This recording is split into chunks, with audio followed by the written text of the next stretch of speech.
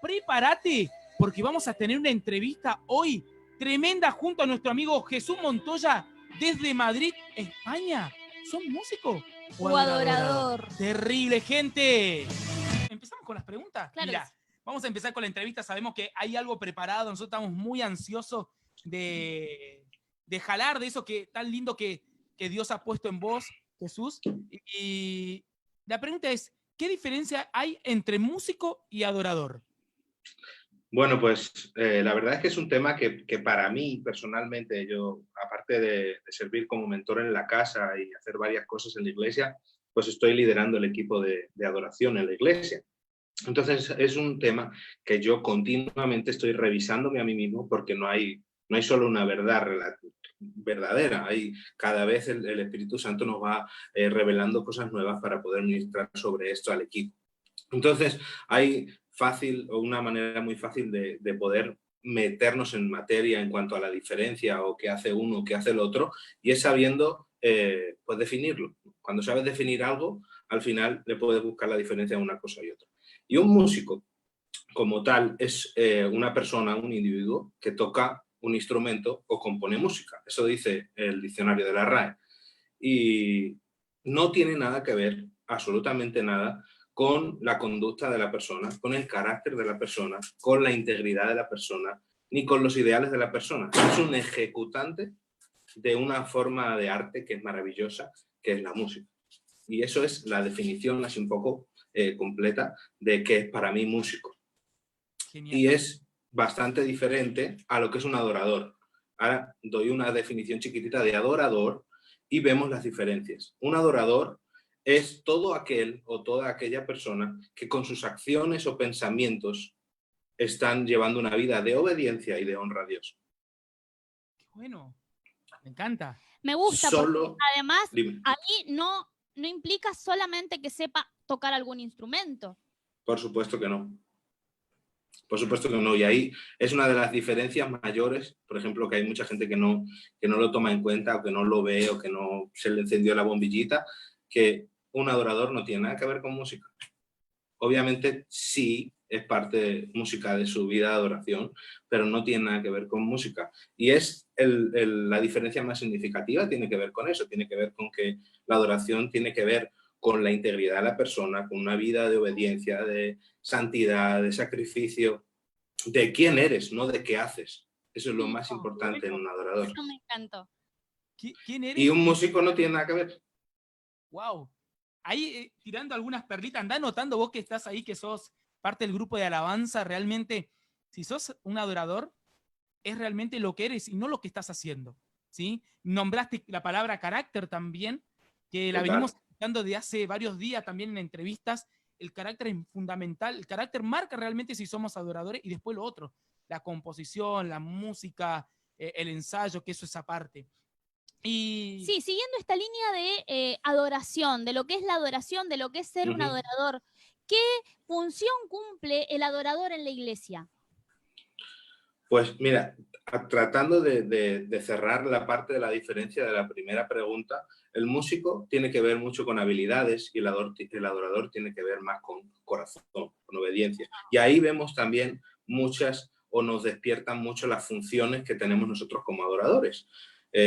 Dejando claro que el adorador no es solo el músico, vamos a centrarnos en quien está en el altar. Quien está en el altar o a quien coloquialmente la gente llama adorador, ¿no? La función de un músico, a mí no me gusta utilizar muchas veces la palabra músico dentro del equipo de adoración, porque en realidad somos sacerdotes que tocamos un instrumento. Me gusta. Me encanta la diferenciación que hace sacerdotes que tocamos un instrumento. Eso es súper importante tenerlo en cuenta porque ya directamente te está dando unas directrices de forma, de formación, de ideales, de compromiso, que es diferente a la de un músico. Un músico solo tiene la necesidad de saber tocar su instrumento, pero un sacerdote tiene muchas responsabilidades. Wow. Wow. Y teniendo eso en cuenta, nuestra función como adorador, primeramente, o lo primordial que hace un adorador es atraer la presencia a un lugar. Qué bueno. Qué bueno. Y imaginaros el tabernáculo de David, que había y tantos de músicos, de adoradores, de personas que estaban tan bien formadas. No sé cuántos años, no recuerdo los años, pero por ahí en la historia nos dice que había muchísimos años, como 10 años, para poder completar la formación de un adorador del tabernáculo. 10 años. Y tenían que ser personas hábiles y conectadas a una autoridad espiritual. Eso es algo que ahí nos machaca de vez en cuando hablamos de la adoración y hablamos de todo ese jaleo. Y hay otra función que hacemos, que yo aquí lo han marcado mucho porque el Señor marcó mi corazón con esto, y es que tenemos una función antes de toda esa, que es de ser traductores y edificadores. ¡Wow! Y aquí nos vamos a meter en materia. El adorador es un traductor de lo que hay en el cielo. ¡Wow! ¡Qué bueno! Es un tipo, un chico, una chica, un joven, un anciano, quien sea, que escucha lo que hay en el cielo y lo traslada a la tierra. ¡Ay, se me eriza la Wow. piel! Y nosotros, con esa idea, con esa necesidad continua, cuando estamos en el altar, ya sea para un servicio o para un simple ensayo o para cualquier reunión, tenemos que estar muy conscientes de lo que hay en el cielo para desatarlo en la tierra. Si no, nuestra función como adorador no tiene ninguna validez. Estamos dando de lo que el hombre da, lo que yo puedo pensar que es bueno para el resto de las personas que están en la reunión, pero no lo que Dios quiere desatar. Entonces, cerrando un poco el cerco, ¿cuáles son las cosas o las formas que tenemos que hacer, o nosotros tenemos esa función como adorador? Número 1, edificamos una atmósfera. Número 2, desatamos o atraemos la presencia de Dios. Y número 3, que esta me encanta, desaparecemos para que el novio y la novia tengan un encuentro genuino. ¡Wow! Wow. Yo quiero un minutito para la gente que nos está escuchando, los músicos, hay gente, adoradores que nos escuchan, ¿sí? Que son parte del grupo de alabanza. Quiero que presten mucha atención, ¿sí? A esta entrevista, la gente que nos está escuchando, que nos está mirando, saque su cuadernito, anote, porque Jesús arrancó con de todo, ¿sí? Estamos todavía procesando toda la información que tenemos en nuestra cabeza y decimos, wow, no sabemos nada todavía de realmente qué es un adorador, ¿sí? ¿Qué es un adorador? ¿Qué función cumple? Hay gente que todavía no sabe qué es una atmósfera, ¿sí? Entonces por ahí está escuchando la radio y dice, ¿qué es una atmósfera? ¿Cómo yo atraigo la voz de Dios a este tiempo? ¿Cómo yo atraigo lo que Dios quiere decir al pueblo como un adorador? ¿Cómo lo podemos hacer? Para que la gente lo pueda entender, Jesús. Una atmósfera es el ambiente necesario para que lo que Dios quiere manifestar en un lugar se pueda formar, se pueda desatar. Nosotros, o Dios, muchas veces, o todas las veces, mejor dicho, primero genera el ambiente necesario para que eso se dé y después pone en el lugar. Vamos al Edén o vamos a cualquier tipo de ambiente necesario para que se dé lo que Dios quiere. Si no está la atmósfera necesaria, muchas veces nosotros que estamos en el día a día en el servicio vemos no ocurrieron milagros, nadie vino al frente a aceptar a Cristo, ¿qué ocurrió? ¿Qué pasó? Muchas veces ese problema o esa función de generar la atmósfera es que nos equivoquemos, no estuvimos acertados o simplemente, pues bueno, hay momentos en el que el Señor quiere moverse de una manera diferente, pero esa edificación de la atmósfera es parte de nuestra función como adoradores. Nosotros tenemos la necesidad de generar el ambiente necesario para que Dios se manifieste de la manera que Él quiere y no es un método. Claro. Generar una atmósfera no es un método. Generar una atmósfera lleva una vida entera prácticamente, porque no es cosa de un día. La gente que nos está escuchando, que nos está viendo, dirá, bueno, ¿y cuál es la receta para generar una atmósfera? La receta es muy fácil. Es continua obediencia, continua adoración, continuo sacrificio, continuo diezmo y ofrenda, continua acción de gracias, continua alabanza, continua adoración y todo ese mejunje de trabajo interno es lo que después te da la autoridad para generar una atmósfera correcta. ¡Wow! ¡Qué bueno! Qué lindo. Y hago una consulta respecto a esto, ya que todos podemos ser adoradores. Esa función o ese efecto de traer la presencia de Dios, de generar una atmósfera, ¿es solo para quien lidera la alabanza o es una responsabilidad del pueblo en Cristo en general? Empecemos diciendo que es un trabajo de toda la iglesia. Bueno. La actitud de las personas que llegan a la iglesia, la respuesta de cada una a la presencia de Dios, ayuda a edificar una atmósfera. Y obviamente yo hay algo que aprendí hace tiempo, y es que uno personalmente, ya estés en el altar o recibiendo como pueblo, tienes que generar tu propia nube para que Dios deposite en la nube y después puedan caer la gloria. Si tú no generas una atmósfera, si tú no generas una nube con alabanza y con adoración, con acción de gracias, con respuesta a la presencia de Dios, luego, ¿qué te va a caer del cielo si no hiciste nada para tener una nube donde Él pudiera depositar su gloria? Tremendo. Y esta parte es importante entenderla, porque esa responsabilidad muchas veces se la quitamos al pueblo. Da igual lo que hagan, da igual si están sentados, si tienen cara así como de ajo, o yo qué sé, es que eso pasa muchas veces, o no alaban, ven la gente que se queda ahí en la silla esperando a que suba el predicador, y esta gente está loco con las guitarras, está muy pesado, ¿no? Todo ese ambiente está generando una atmósfera incorrecta para él, no para el resto de personas.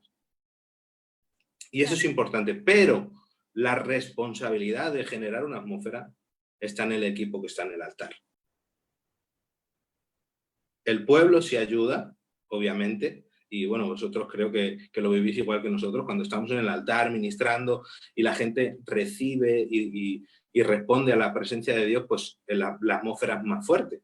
Cuando no responde, pues te toca sacar una flecha y tirarles desde arriba, ¿no? Y decirle, vamos, ¿qué le pasó? Vamos ahí, anímense, porque Dios les ama, ¿no?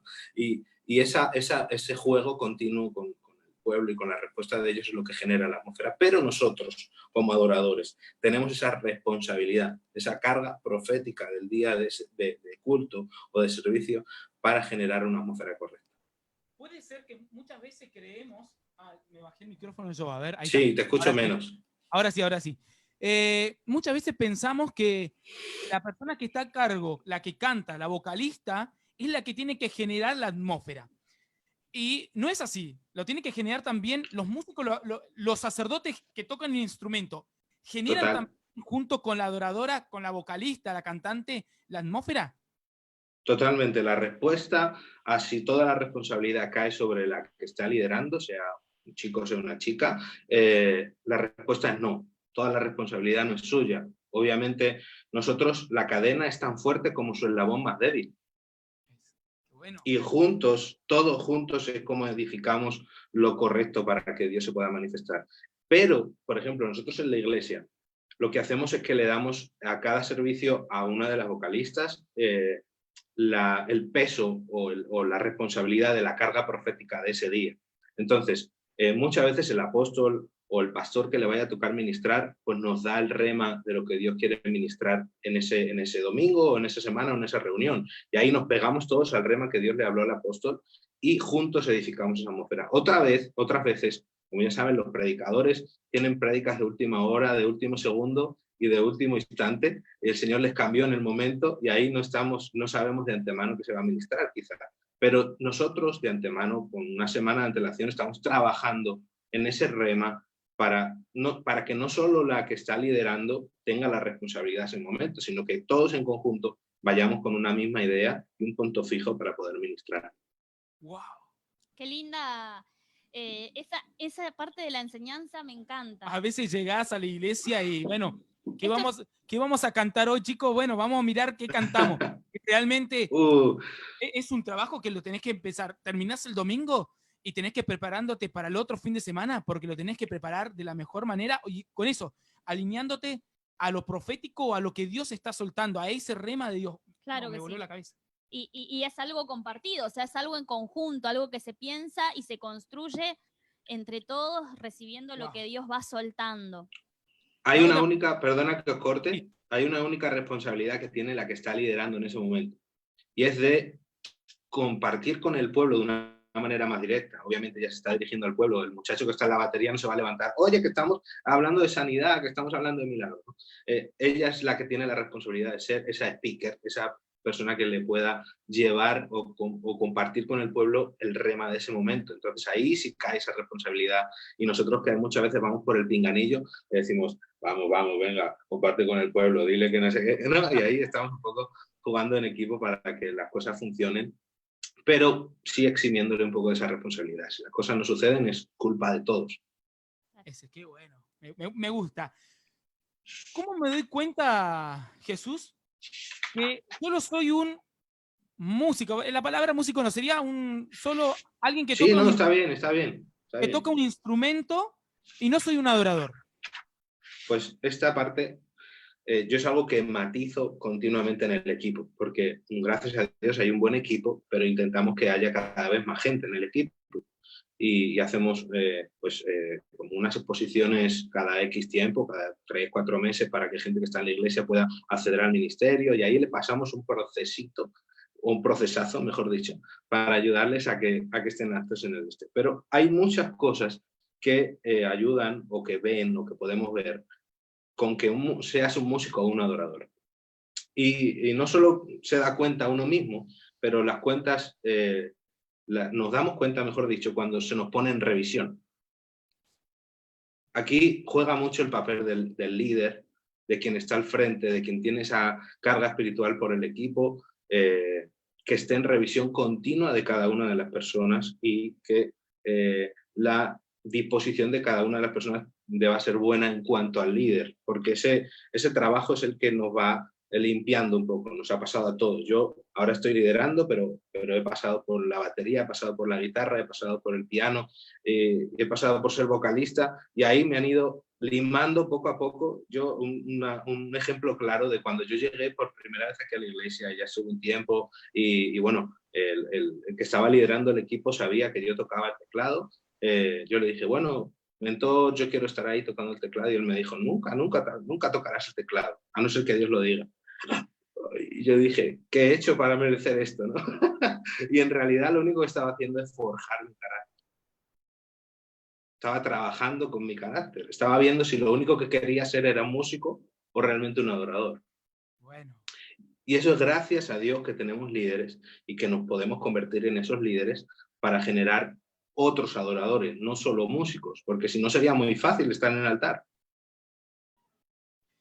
Jesús, justo estabas hablando de líderes dentro del altar, ¿sí? Uh-huh. No está la pregunta ahí donde... Nada, ¿sí? tranquilo. Una pregunta surge acá. ¿Es importante que un grupo de alabanza tenga un líder? Obviamente sí, obviamente sí.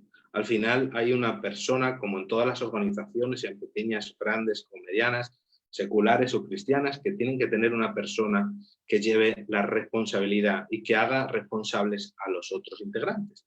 En este caso, el líder lleva mucho más el peso o la responsabilidad de lo que ocurre, pero siempre va a delegar en otros para que hagan el trabajo.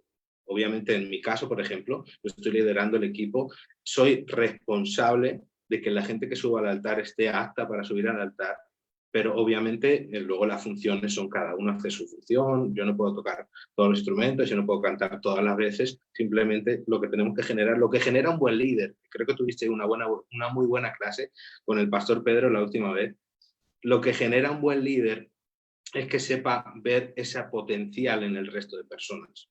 Bueno. Y ver ese potencial o tener ese liderazgo dentro del ministerio de alabanza hace que un ministerio de alabanza no sea mediocre, simplemente cante en los cultos, sino que haga que las cosas sucedan, que las almas vengan, que los milagros se sucedan, que las liberaciones caigan, que todo y cada uno de los procesos que Dios tiene para esa iglesia o para ese tiempo se sucedan.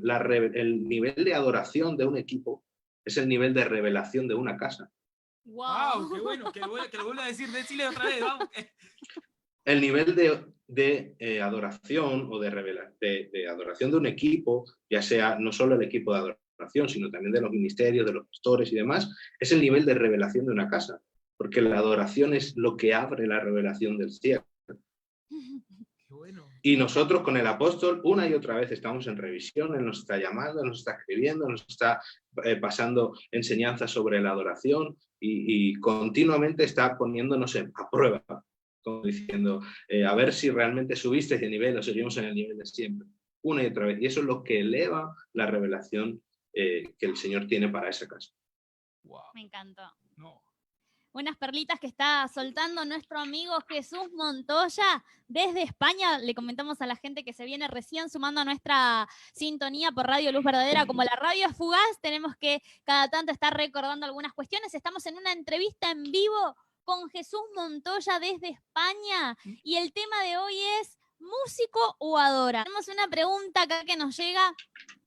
¿Cómo se hace para mantener el equilibrio, para darle excelencia a Dios? Es necesario un músico que sepa tocar, pero que también sea adorador. Cuando no tenemos ambas, ¿qué priorizamos? Si el músico no es adorador, ¿es preferible que no toque? Pues es una muy buena pregunta y algo que yo continuamente cuando atraemos a la gente nueva al ministerio, machacamos una y otra vez. No nos sirve un músico muy hábil que no tenga nada que ver con Dios. Qué bueno. Obviamente esto no es una banda de rock, ni es un sitio para que la gente nos escuche. Al final lo que estamos haciendo desde el altar es ministrar la presencia de Dios. Entonces tenemos que cuidar sobre todo la parte espiritual. Pero ¿cómo formamos el carácter de un adorador o cómo se forma un adorador? Tenemos que trabajar en las dos vías. Trabajamos en la vía personal, que ahí, como decía antes Darío, entramos en el carácter, chocamos con él una y otra vez casi a propósito para que aprenda, lo ponemos en el lugar donde no le gusta, O sea porque que, así perdón, va. en ese sentido, perdón que te interrumpa, Jesús, en ese Sí, sentido, ¿es bueno generar muchas veces el choque? yo soy de los mentores que son un poco guerreros. Wow, áspero. Soy el mentor áspero. No tan áspero, bueno, sí un poco, la verdad, pero no tan áspero, pero sí un poco bastante, que va a buscar cuál es el límite de cada uno de sus discípulos y de la gente que está cerca, porque así lo conoce. Sin relación no hay mentoría, sin relación no hay influencia, sin relación no hay liderazgo. Claro. Y dentro del equipo, perdona Darío, no te escuché. Estoy escuchando al pastor Pedro Es lo Jiménez. mismo que nos dijo en algún momento el pastor Pedro. Bueno, al final somos de una escuela parecida. Y creo que sin esa función dentro de un ministerio no podemos hacerlo crecer. El equipo de adoración me ha visto enfadado, me ha visto reír, me ha visto llorar, me ha visto gritar, me ha visto volverme loco, pero yo también les he hecho a ellos estar en ese lugar, para que todos podamos tener esa complicidad que después en el altar se nota el doble. Yo puedo tocar o podemos ministrar con gente que no conocemos, pero nunca vamos a llegar al éxtasis máximo o al lugar de adoración máxima con gente que sí conocemos. A ese lugar sí llegamos con gente que sí conocemos. Por eso cuando me hablabas de la pastora Belén, pues para mí es una persona que cuando estamos en el altar no hace falta ni que nos miremos.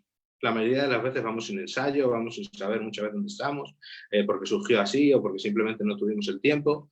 Y vamos al altar y todo parece que está como milimetrado. Y tiene que ver con ese momento de fricción, que a veces discutimos, otra vez pues esto no me gusta, esto sí. Y ahí en ese momento de tope es donde empezamos a conocernos y empezamos a desatar lo que realmente somos.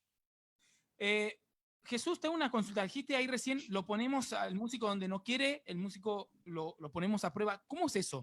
Porque ahí digo, wow, no, yo no voy a cantar. Se ríe acá, pero... No, es muy sencillo. Si solo eres músico, o sea, si solo tocas un instrumento, si solo estás pendiente de la parte musical, si no ocurren milagros, si no salvas a ningún alma, si no discipulas a nadie, si no sirves en la iglesia, si solo tocas un instrumento, lo siento, pero no eres un adorador. Bueno. Entonces, ¿cómo procesamos a esas personas? Haciéndoles entrar en la rueda de la visión de la casa, que abran casa de paz, que se encarguen de personas, que discipulen, que tengan tiempo de ayuno, de intercesión, fuera de todo lo que tiene que ver con la música. Y nosotros lo llevamos eso continuamente a revisión. Hay gente en el equipo que a veces, bueno, pues como ya está en el equipo y sirviendo en ese área, pues en las otras áreas baja y no le da tanta importancia. Nosotros creemos que tenemos que crecer en las dos vertientes. En lo personal, que tiene que ver con eso, con carácter, que tiene que ver con habilidades. Aprende a tocar el instrumento como el mejor, porque ahí está la excelencia. Pero también trabajamos esa parte espiritual, como os decía, hay gente que a lo mejor dice, yo es que no sé interceder, no me salen, las palabras se me cortan, no sé cómo... Vamos a trabajar en la intercesión. Ahora vas a dejar todos los jueves a interceder, a aprender de la mamá espiritual de la profeta María Jesús, que es una guerrera, y vas a aprender ahí para interceder porque te va a hacer falta para la adoración. Claro. Bueno. Qué lindo. Wow. Me encanta. Muchos puntitos que vamos anotando y que nos van gustando y nos van sirviendo. Yo dije, me van a mandar a cantar ahora, dije, no. No. Siempre vamos a enfocar a la gente en lo que hace bien. Lo que hace mal lo vamos a dejar en el momento íntimo, que no le vea mucha gente, porque si no, también, pobrecito, ¿no? Bien, él acaba de mencionar un poco sobre cómo me voy perfeccionando, cómo voy puliendo esas áreas espirituales que por ahí no manejo tanto y que necesito, digamos, tener, interiorizar para ser cada vez un mejor y excelente hijo de Dios. Pero, a ver, ¿cómo me voy formando en adorador? ¿Es algo que se da de la noche a la mañana o es un proceso? Obvio que no. La adoración no es algo de la noche a la mañana, sino yo cada vez que quiero conocer algo bíblico me voy al origen. El origen de la adoración está en Génesis 22. Yo creo que todos lo conocéis, es la prueba de fuego de Abraham. Y vemos como proceso tras proceso, momento tras momento, él va forjando un corazón de adorador. Él va formándose poco a poco para que en el versículo 5 dice algo brutal que vuela a la cabeza a cualquiera y le dice, quedaros aquí, yo y el muchacho subiremos, adoraremos y regresaremos. O sea, Abraham está haciendo una declaración de fe y está teniendo una sumisión completa, o sea, una obediencia absoluta, que es una de las cualidades más importantes de un adorador. Entonces, ¿cómo nos formamos como adorador?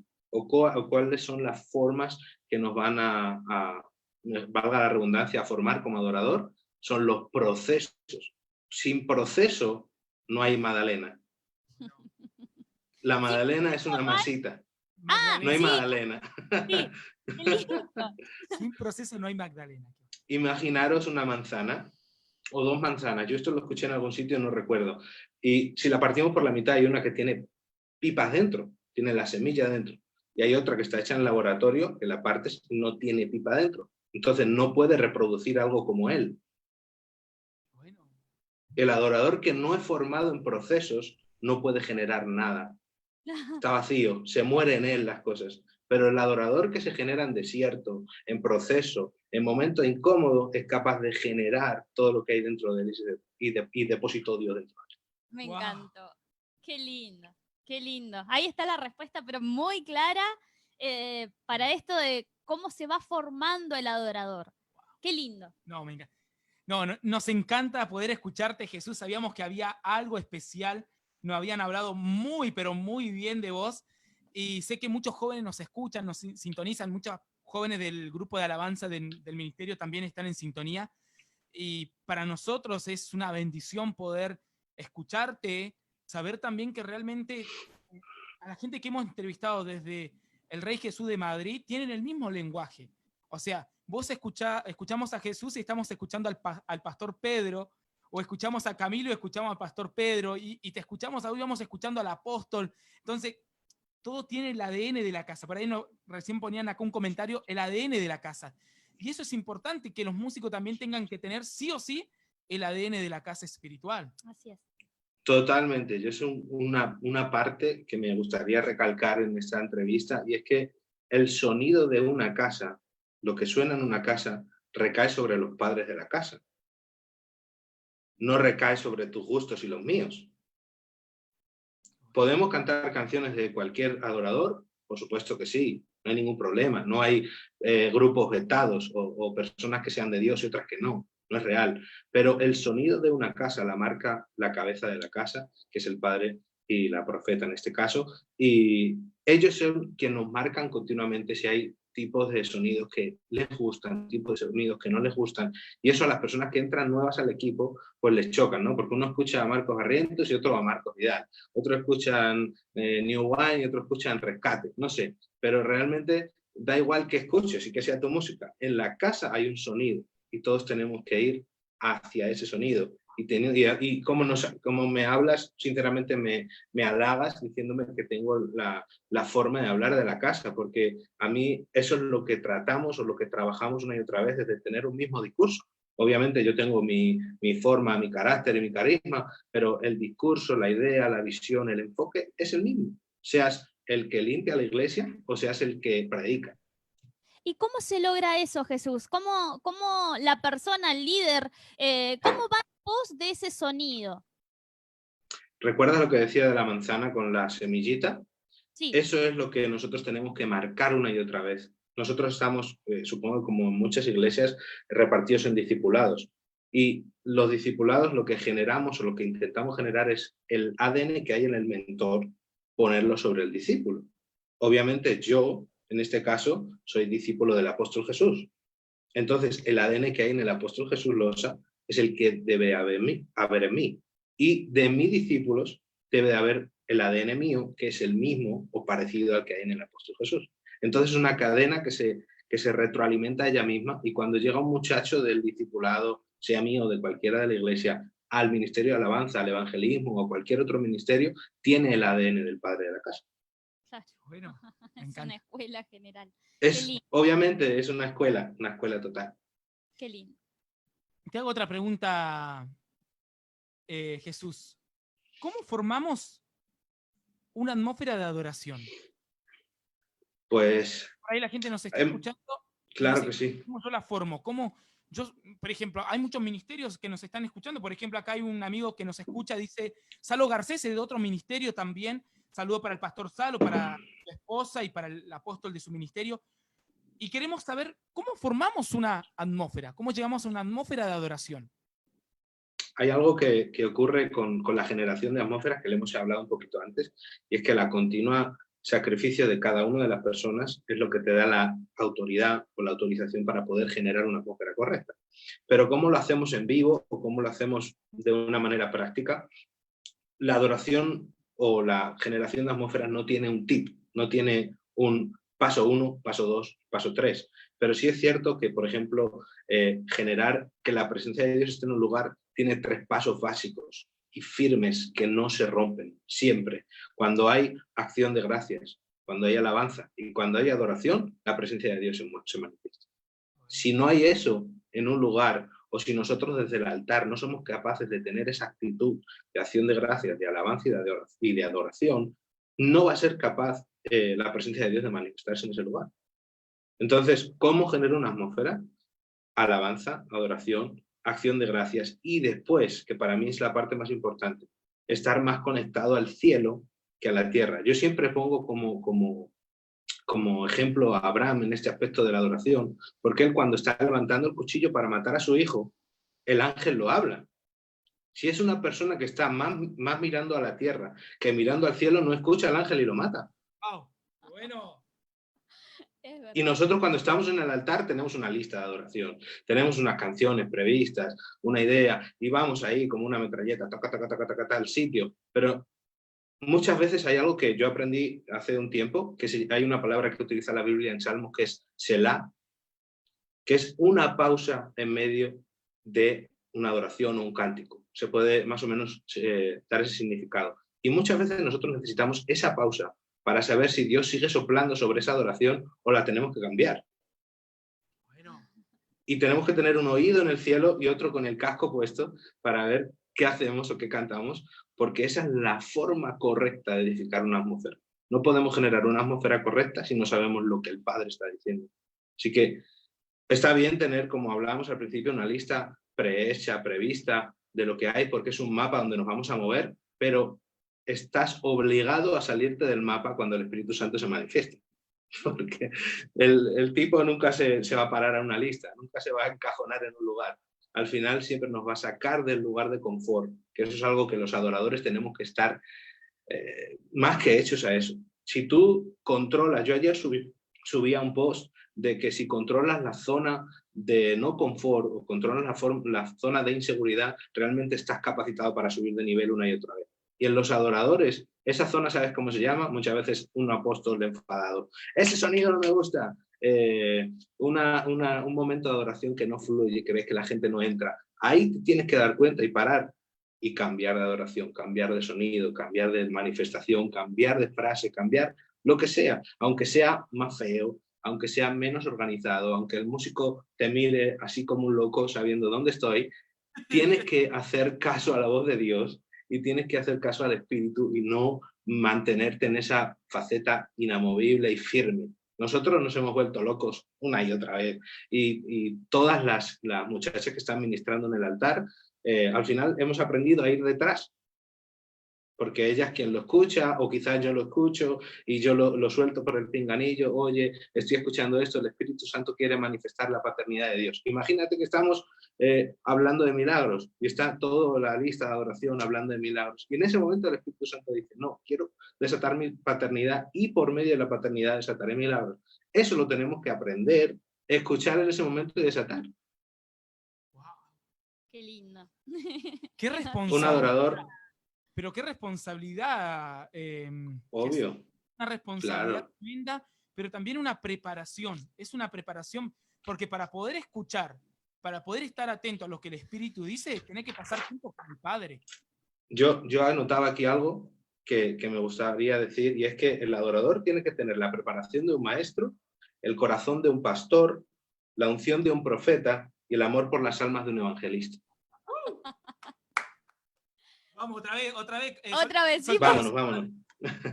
Un adorador tiene que tener la preparación de un maestro, el corazón de un pastor, la unción del profeta y el amor por las almas de un evangelista. Eso es todos los condimentos que necesita un adorador, como los busca el Espíritu de Dios, en espíritu y en verdad.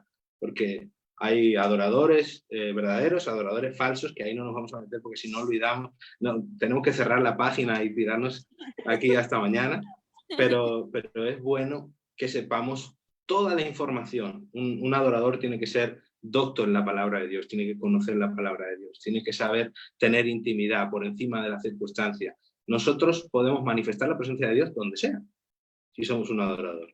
No hace falta que estés en la iglesia, no hace falta que estés en el momento correcto, con la pista correcta, con el micrófono correcto. Entonces no eres un adorador.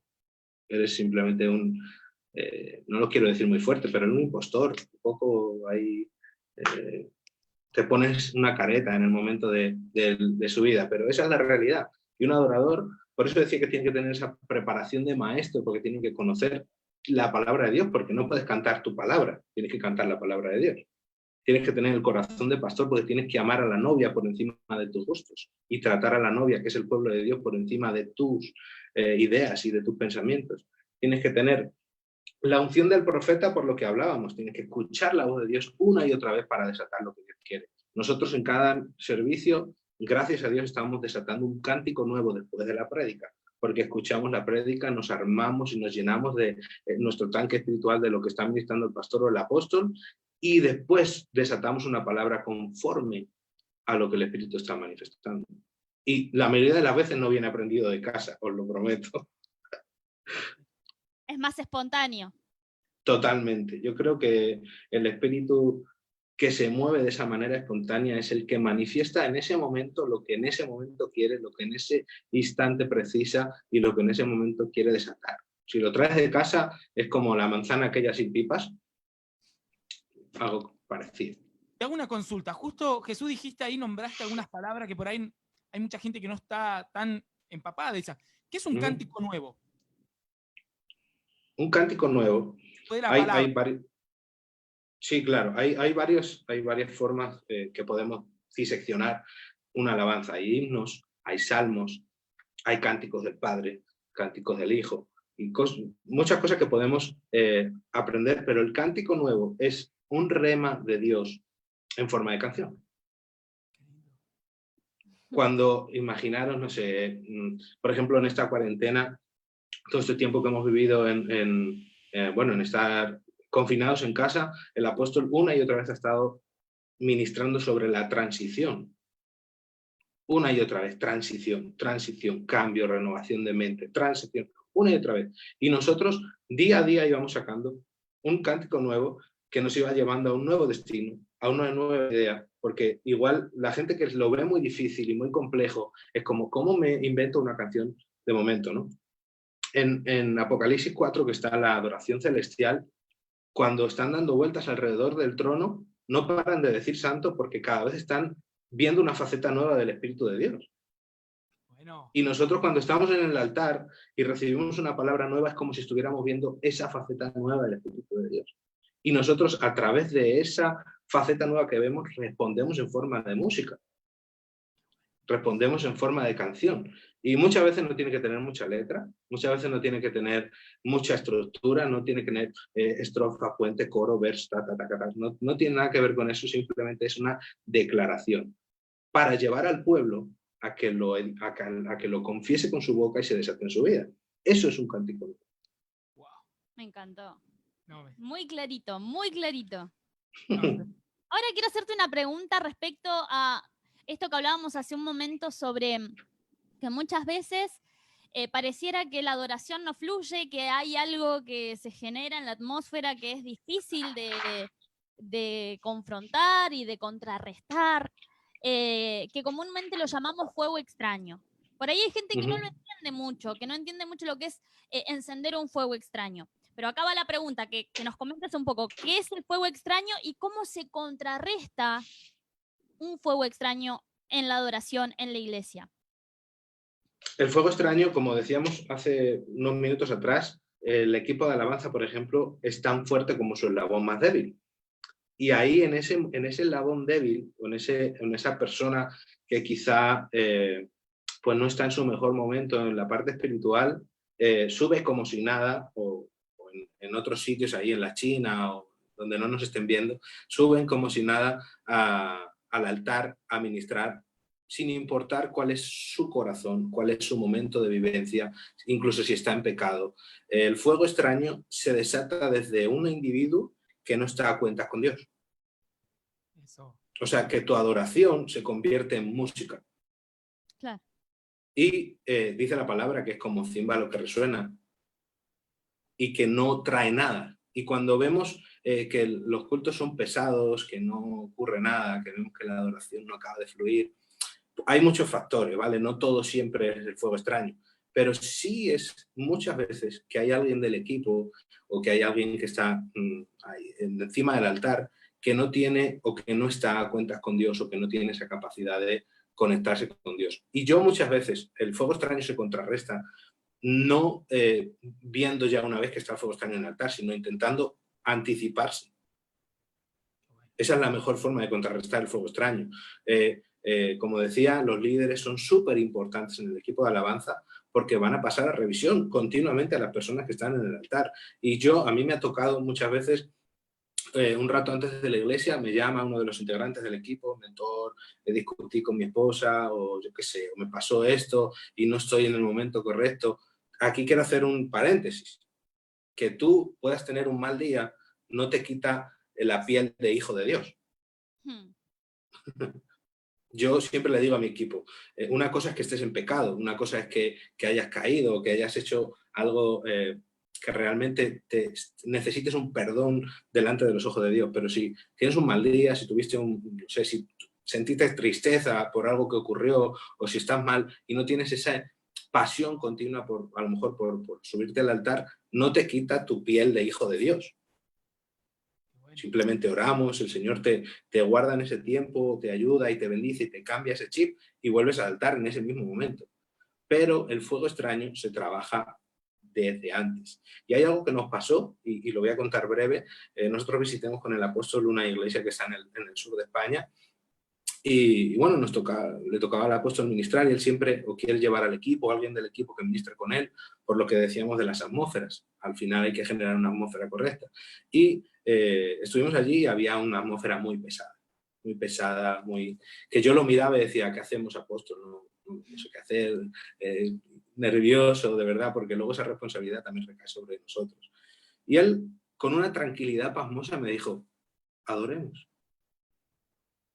¿Cómo? Sí, adoremos. Y esta atmósfera pesada y este fuego extraño que se está desatando desde el altar se va a ir.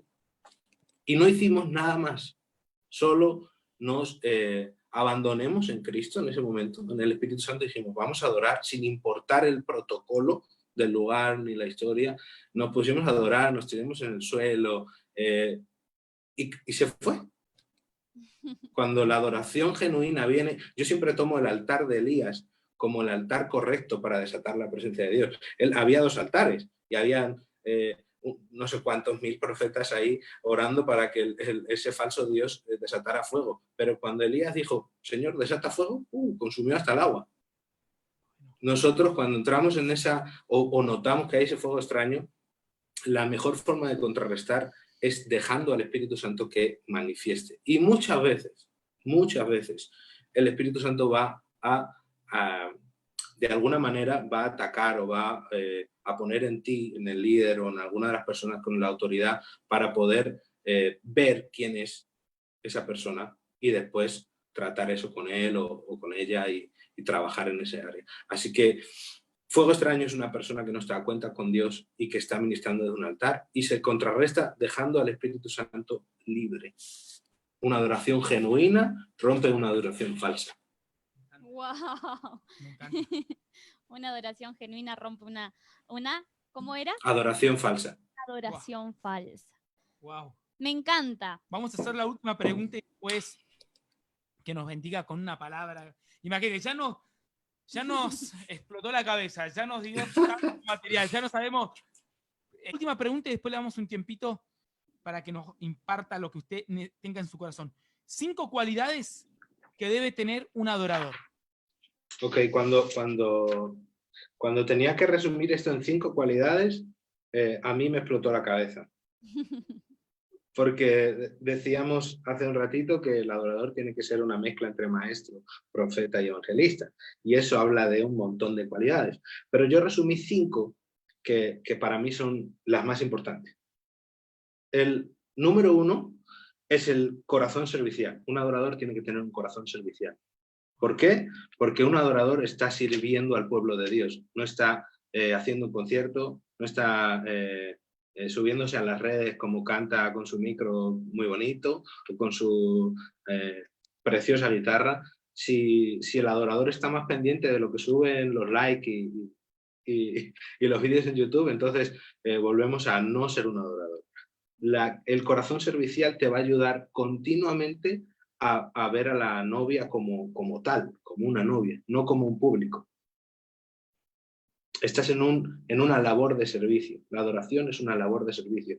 Y yo siempre digo que la adoración es la faceta más alta o la revelación más alta de la muerte al yo. Y esto quiero remarcarlo un poco para que quede claro.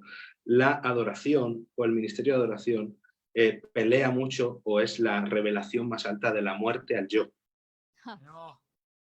Y tú tienes que morir una y otra vez en el altar, porque el arte, la parte artística de la iglesia es audiovisuales, es la foto, la historia, que es algo en el flash, que es algo en el vídeo.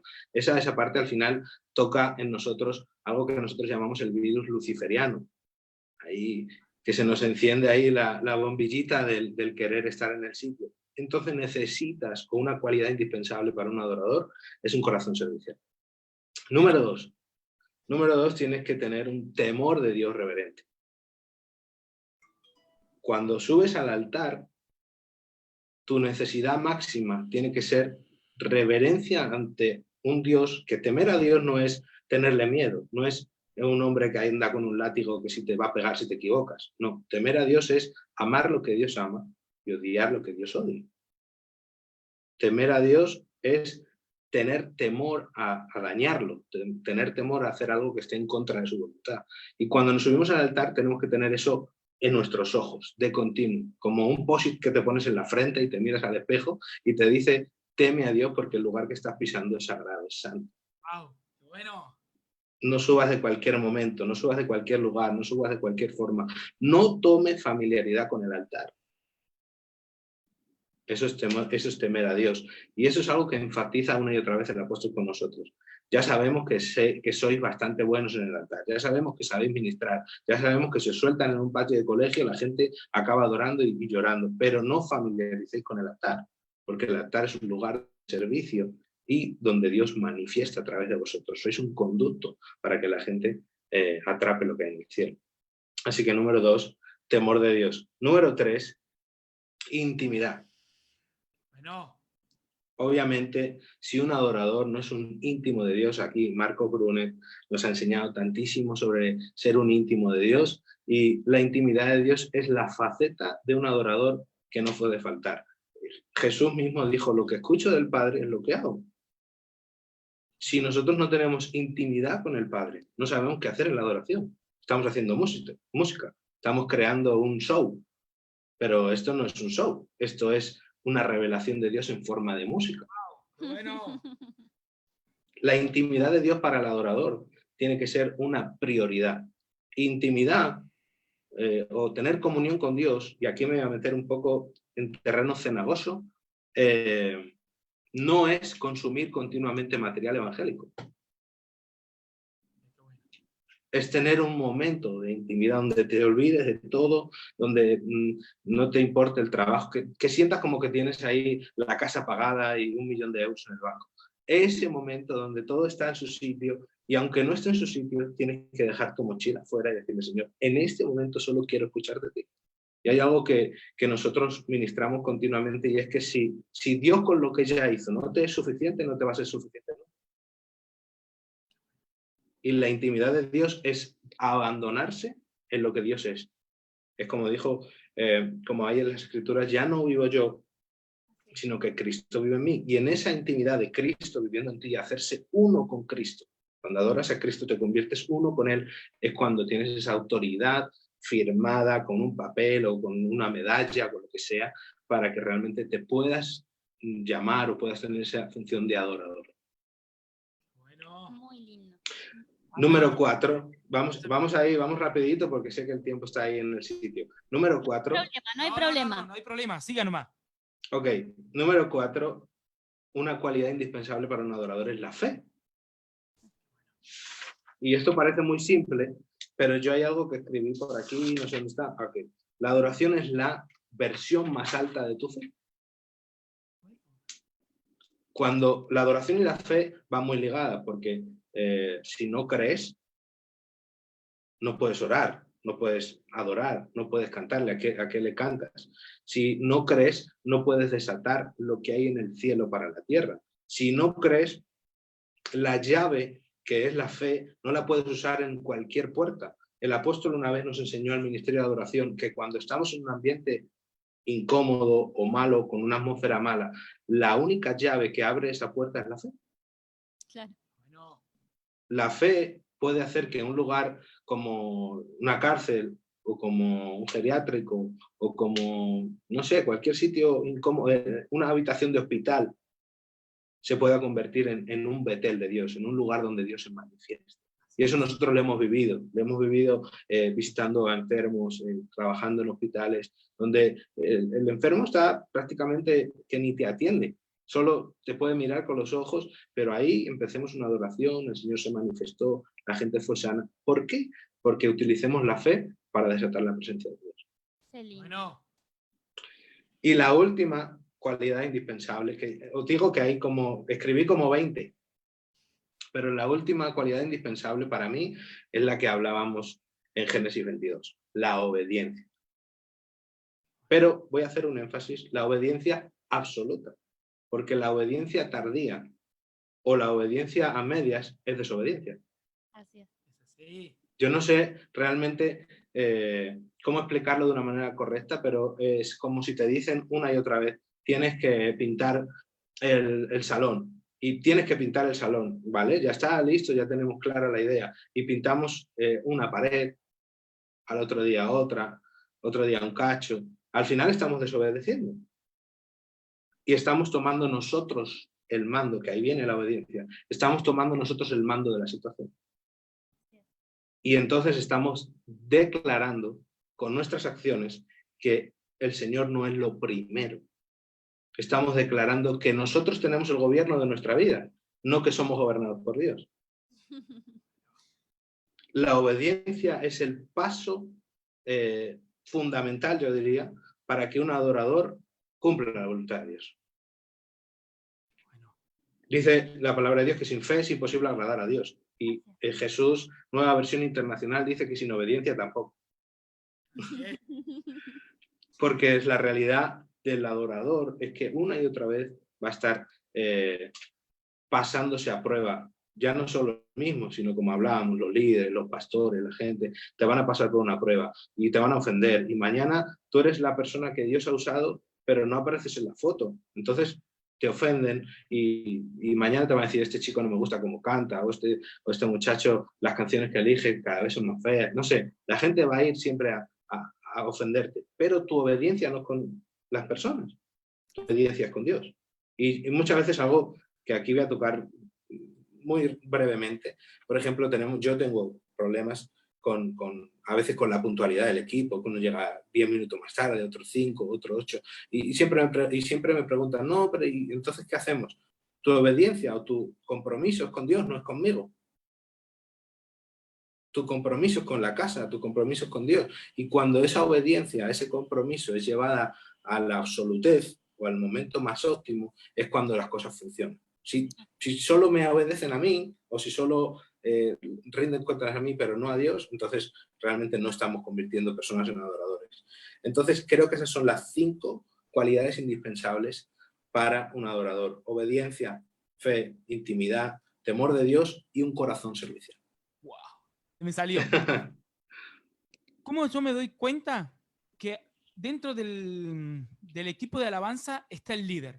Todavía no tengo un líder, por ejemplo, de alabanza, pero yo necesito a alguien. ¿Cómo visualizo que esta persona puede ser el líder de alabanza? Ese trabajo no es tanto del equipo de alabanza, sino del pastor o el apóstol de la casa.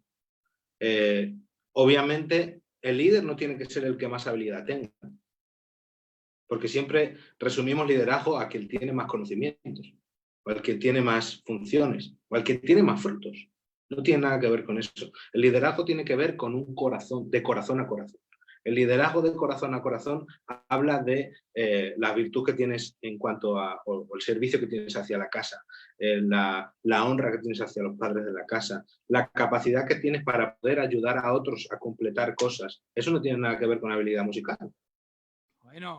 Y eso principalmente, y por ejemplo en nuestro caso, pues ha ido pasando de algunas personas porque el apóstol en este proceso o alguno de los pastores principales ha tomado esa iniciativa.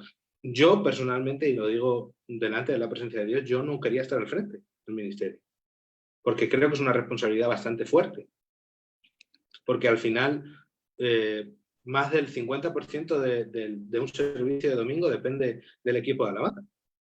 Y si nosotros hacemos bien nuestro trabajo, el apóstol o el pastor que venga detrás puede hacer bien su trabajo. Si no, tiene que deshacer la atmósfera que hemos creado nosotros mal y armar una atmósfera nueva.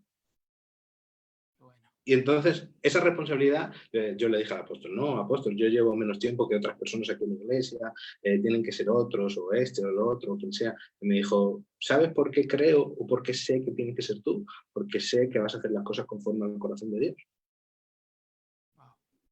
Y no porque sea el más hábil, no porque sea el más puntual, o no porque sea el que más conocimiento tiene. Dentro del equipo del ministerio tenemos a una pastora, tenemos a mentoras, tenemos a gente que tiene mucho conocimiento. Y eso no tiene que ver con el liderazgo. Liderazgo tiene que ver con saber impulsar a otros, tiene que ver con saber no llegar a la cima, sino llevarte a todos a la cima. Yo hay algo que utilizamos o que tenemos mucho como proceso en nuestra mente, y es que no puedes llevar a la gente a un lugar donde tú nunca has ido. Y nosotros liderando el equipo de alabanza, no puedo enseñar a una persona a ministrar o a soltar un cántico nuevo si yo jamás lo hice. Entonces, trabajamos en esa línea para que todo el que entre vaya teniendo un mismo listón. Obviamente todos no tenemos la misma función, pero sí trabajamos para que ese listón se iguale una y otra vez. Wow, tremendo. A preguntarnos si Dios realmente necesita adoración o no necesita adoración. Y lleguemos a la conclusión de que Dios no necesita adoración. Dios necesita adoradores. Y en esa capacidad porque si no elegiría a los mejores músicos que hay en el universo para ponerlos en el altar y para que suelten. Pero adoración, como hemos visto al principio, no tiene que ver con habilidad, tiene que ver con corazón. Y aquí me quería meter un poco con la gente. El corazón de un adorador, o el corazón, como hablábamos, de cómo forjar un adorador, va a ser procesado una y otra vez. Y procesado tiene que ver pues, con procesos bastante duros como la pérdida de un familiar. Que ahora dices tú, ¿esto qué tiene que ver para que me enseñe a mí ser un adorador? Ese desierto te va a hacer adorar mejor que adorabas antes. ese proceso te va a hacer más apto para adorar de la manera más correcta como lo hacías antes. Yo tuve un proceso, mi padre falleció hace un tiempo, y ese proceso fue el más duro para mí, el más duro que he vivido en mi vida. Pero en ese proceso, lo único que el Señor me decía una y otra vez es, guarda tu corazón, porque a través de tu adoración muchas personas van a ser sanas. Yo decía, ¿qué me dices ahora si estoy en el peor momento de mi vida? Pues en ese peor momento es donde se forjó un corazón que ahora es capaz de bendecir a otros por medio de ese proceso. Y yo quiero soltar una palabra para la gente que nos está viendo, y es que en tu peor momento, en tu peor circunstancia es donde vas a sacar tu mejor adoración. En el desierto, en el momento más malo es donde el Señor te va a elegir para que tu voz sea la que se escuche en el resto del mundo. Da igual si es en tu ciudad, si es en tu barrio, si es en tu plaza o si es por vía internet que llegamos al resto del mundo. Pero tu voz es la que va a utilizar el Señor. Y muchas veces, por no decir la mayoría, pueden empezar con un momento incómodo. El momento incómodo es lo que va a desatar tu verdadera adoración. Porque cuando todo está bonito, cuando todo está bien, cuando todo está listo, cuando todo está en su sitio, es muy fácil adorar. Pero cuando el momento está duro, cuando el momento está frío, cuando te ves solo, cuando tienes problemas económicos, cuando te azota una enfermedad, ahí es cuando Dios mide tu corazón de adorador. Y déjame decirte que hoy el Espíritu de Dios me dijo que soltara una palabra para cada una de las personas que nos escucha. No sometas tu adoración al sentimiento. No sometas tu adoración al momento que pases. Desata una adoración por encima de tus sentimientos. No adoramos por lo que sentimos, adoramos por lo que creemos. La fe es el momento, es la llave que abre el desatar de la presencia de Dios para ti. La adoración no tiene que ver con ministrar a otros. La adoración no tiene que ver solo con soltarla en la iglesia. La adoración es en tu casa. La adoración es íntima, como nos han trabajado una y otra vez. La adoración es un altar que va a desatar en tu casa la provisión, va a desatar en tu casa el milagro, va a desatar en tu casa cualquier necesidad que tengas. Y yo me maravillo una y otra vez cada vez que leo la historia de el guerrero o la batalla que se formó y pusieron a los adoradores al frente. Es de locos, en la parte militante es de locos poner a las personas con dos guitarrillas y con un par de panderos para que estén al frente de la batalla. Pero ¿sabes lo que hizo el Señor y lo que va a hacer contigo? Que por medio de tu adoración y por medio de tu alabanza, tus enemigos van a ser confundidos. Y yo lo creo y lo declaro en el nombre de Jesús, que cada una de las personas que me está viendo, por medio de tu alabanza, por medio de tu adoración, da igual cuál sea el gigante, da igual si es un Goliat o si simplemente es un mar, Él va a hacer lo suficiente y Él va a hacer lo necesario a través de tu declaración. Así que créelo y confiésalo en el nombre de Jesús. Amén. ¡Wow!